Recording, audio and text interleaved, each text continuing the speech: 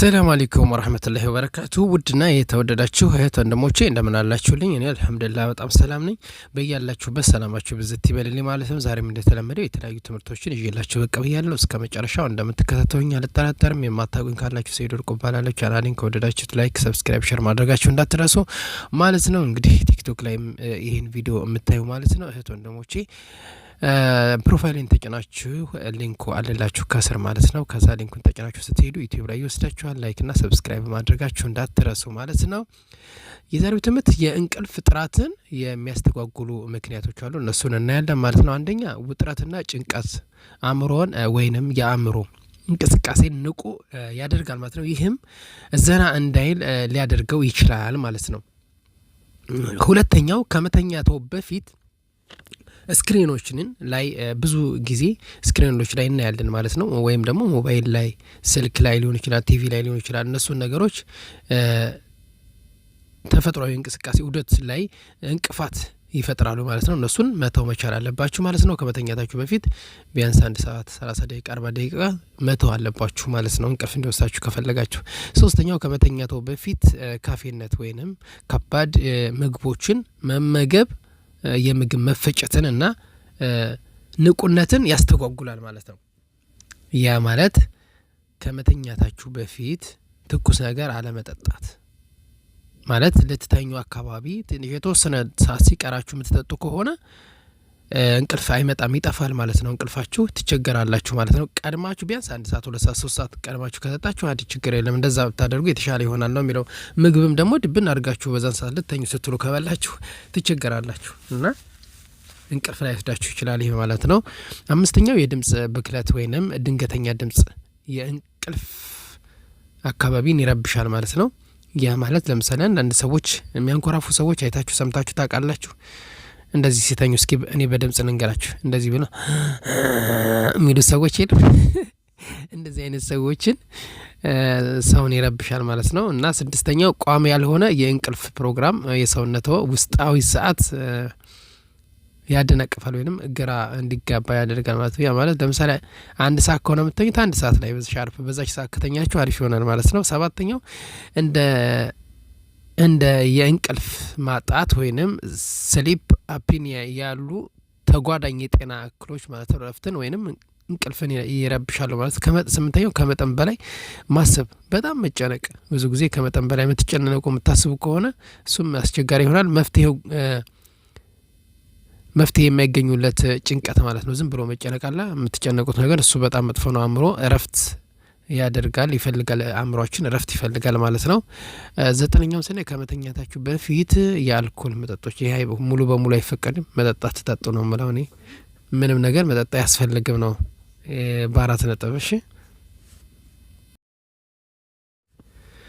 ሌላው የምናየው የማንጎ የጤና ጥቅሞች ነው። ማንጎ በጣም ተወዳጅ ነው።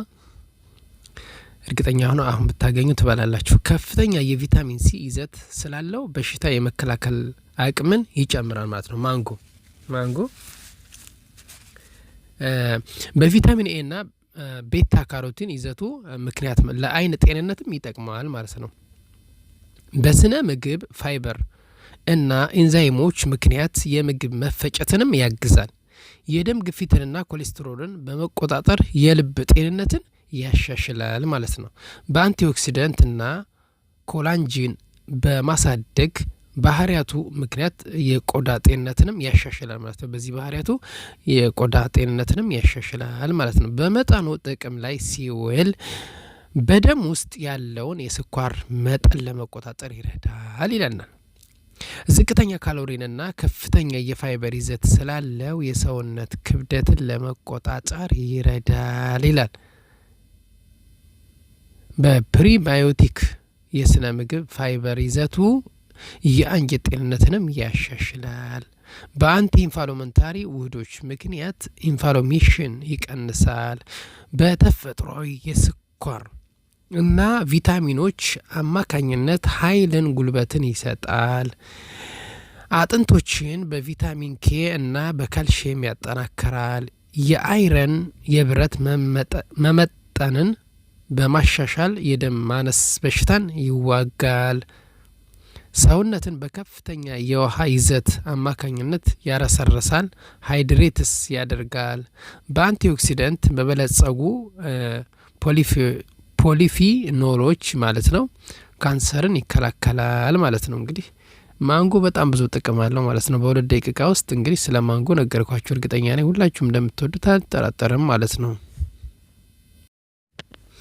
እሺ ሌላ የምናየው ባህር ዛፍ ነው አይደል? ባህር ዛፍ በሀገራችን ሁላችሁም ታውቁታላችሁ ብዬ ገምታለሁ። ባህር ዛፍ ቅጠል አስደናቂ የጤና ጥቅሞች አሉት። እነሱን እናያለን። የባህር ዛፍ ቅጠል በተፈጥሮ መድኃኒትነቱ የታወቀ መሆናቸው ይታወቃል። ባህር ዛፍ ቅጠል በባህላዊ ሕክምና ውስጥ ከፍተኛ ጥቅም ሲሰጥ ቆይቷል ማለት ነው። ብዙ ሰው በየአካባቢያችን ካያችሁ ስለ ባህር ዛፍ ብዙ ነገሮች ያውቃሉ ማለት ነው። የባህር ዛፍ ቅጠል ዋና ዋና የጤና ጠቀሜታዎች እና ይሁን ቅጠል እንድንጠቀም የሚያደርጉን ምክንያቶች አሉ ማለት ነው ባህር ዛፍን።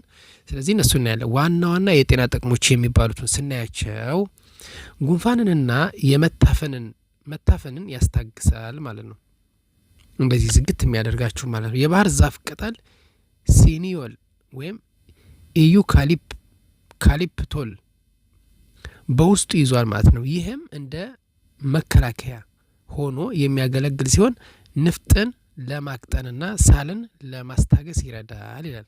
ከአስምና ብሮንካይትስ እፎይታ ይሰጣል። የባህር ዛፍ ቅጠል እንፋሎትን መታጠን የአየር መተላለፊያ ቱቦዎችን ይከፍታል፣ ኢንፍላሜሽንን ይቀንሳል፣ ከሳይነስ እፎይታ ይሰጣል። ጸረ ባክቴሪያ ባህሪ ያለው ሲሆን የአፍንጫ ቀዳዳ ወይንም መተላለፊያ ቱቦዎችን ለማጽዳት ይረዳል። እዚህ ጋር የምትይዙት ነገር ሳይነስ ማለት የሚያስላችሁ የሆነ ነገር የሚል የለም። እፎይታ ይሰጣል። ጸረ ባክቴሪያ ባህሪያት ያለው ሲሆን የአፍንጫ ቀዳዳ ወይንም መተላለፊያ ቱቦዎችን ለማጽዳት ይረዳል ይለናል።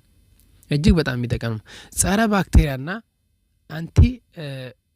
አንቲሴፕቲክ ባህሪ ያለው ማለት ነው። ባክቴሪያዎችን ለምሳሌ ስታፊሎኮከስ የምትባለው ማለት ነው እና ፈንገሶችንም ይዋጋል ማለት ነው። ቁስሎችን ለማጽዳትና ኢንፌክሽንን ለመከላከልም ጥቅም ላይ ይውላል። የህመም ማስታገሻ ጸረ ኢንፍላሜታሪ ውጤት ነው ማለት ነው። ከቅጠሎቹ የሚገኙ የባህር ዛፍ ዘይት በተቀቡበት አካባቢ ላይ ያለንን የጡንቻችንን የመገጣጠሚያ ህመም ይቀንሳል። ጸረ ኢንፍላሜታሪ ባህሪ ስላለው ከአርትራይትስና ራስ ምታት ህመም በሚያጋጥም ወቅት ይረዳል ይለናል። በጀርም የመዋጋት ችሎታውም ምክንያት በአፍ ማጠቢያ እና በጥርስ ሳሙናዎች ውስጥ ይገኛል። እንግዲህ በእነዚህ ነገሮች ውስጥ አለ ማለት ነው። እሱም የማይገባበት ነገር የለም። እንግዲህ ባህር ዛፍ እኛ ግን እንደ ዝም ብለን ጥቅም ይኑሮ አይኑሮ አናውቅም አይደል? ጸረ ተባይ መድኃኒቶች እነሱንም ስናይ ተፈጥሯዊ የወባ ትንኝ መከላከያ ነው ማለት ነው። በጣም የሚገርም ነው። ብዙ ነገር አለው፣ ብዙ ጥቅም አለው ማለት ነው። ተፈጥሯዊ የወባ ትንኝ መከላከያ መድኃኒት ነው። በሚረጩ ጸረ ተባይ መድኃኒቶች ውስጥ ይገኛል። ጸረ ተባይ መድኃኒቶች ውስጥም ይገኛል። እንደ ቅባት ወይንም ዘይት ሲቀቡ የነፍሳት ንክሻንን ለማስታገስ ወይንም ለመከላከል ይረዳል። በጣም ጥሩ ነው። ጥሩ የማሰብ ችሎታና የጭንቀት እፎይታ ከባህር ዛፍ ዘይት ጋር የአሮማ ቴራፒ ሕክምና ማድረግ ጭንቀትን ሊቀንስና ትኩረትን ሊያሻሽል ወይንም ሊጨምር ይችላል ማለት ነው። የደም ስኳር መጠንን ማረጋጋት ባህር ዛፍ በደም ውስጥ ያለውን የስኳር መጠን ለመቀነስ ሊረዳ እንደሚችል እና አንዳንድ ጥናቶች ይጠቁማሉ ማለት ነው። ይሁን እንጂ ተጨማሪ ምርመራ ያስፈልጋል ማለት ነው። የባህር ዛፍ ቅጠልን እንዴት መጠቀም ይቻላል ለሚለው ሻይ የደረቁ የባህር ዛፍ ቅጠሎች በሞቀ ውሃ ውስጥ በመንከር መጠጣት ለመተንፈሻ አካላት ችግሮች ጥቅም እፎይታ ይሰጣል። ከመጠን በላይ ከመውሰድ ይቆጠቡ። በመጠኑ ነው ሁሉም ነገር አይደል? እንፋሎት መታጠን ለእንፋሎት ሕክምና ለማዋል የባህር ዛፍ ቅጠሎች ወይንም ዘይቱን በሙቅ ውሃ ውስጥ ይጨምሩት። የሚቀባ ቅባት የቀጠነ የባህር ዛፍ ዘይትን በቆዳ ላይ መቀባት ያለ ካሪየር ዘይት ማለት ነው። ያለ ካሪየር ዘይት ይልናል ማለት ነው። በቀጥታ ዘይቱን መቀባትን ያስወግዱ ይለናል ማለት ነው። ጥንቃቄም አሉ እነሱን ያለ በከፍተኛ መጠን ከተወሰደ መርዛማ ነው። በተለይ ለልጆች፣ ለቤት እንስሳት፣ ለአለርጂክ ሊኖረው ይችላል። ከመጠቀመው በፊት ይሞክሩት። ሐኪም ወይንም የጤና ባለሙያ ሳያማክሩ ለነፍሰ ጡር ወይንም ለሚያጠቡ ሴቶች ደህንነቱ የተጠበቀ አይደለም ወይንም